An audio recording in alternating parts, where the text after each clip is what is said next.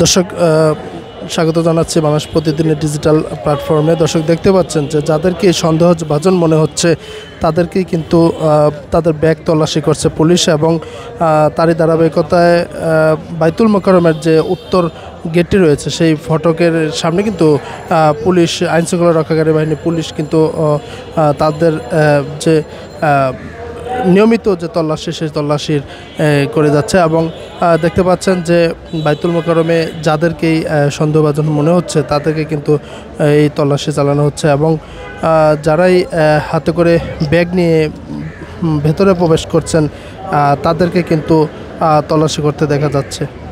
Extreme মশার coil plant fibre দিয়ে তৈরি, তাই সহজে ভাঙে না, সুগন্ধিযুক্ত ও নিরবিচ্ছিন্নভাবে জ্বলে। ডেঙ্গু, চিকুনগুনিয়া বাহি সহ যে কোনো মশার বিরুদ্ধে দেয় এক্সট্রিম সুরক্ষা।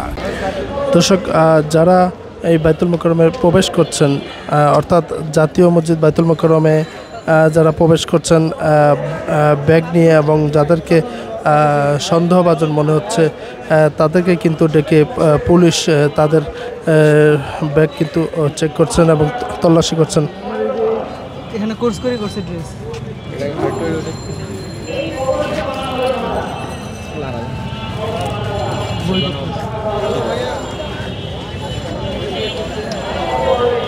দর্শক দেখতে পাচ্ছেন যে যারাই ব্যাগ নিয়ে আসছে তাদেরকেই কিন্তু এই ব্যাগ তল্লাশি করা হচ্ছে, এবং পুলিশের এই তল্লাশি কিন্তু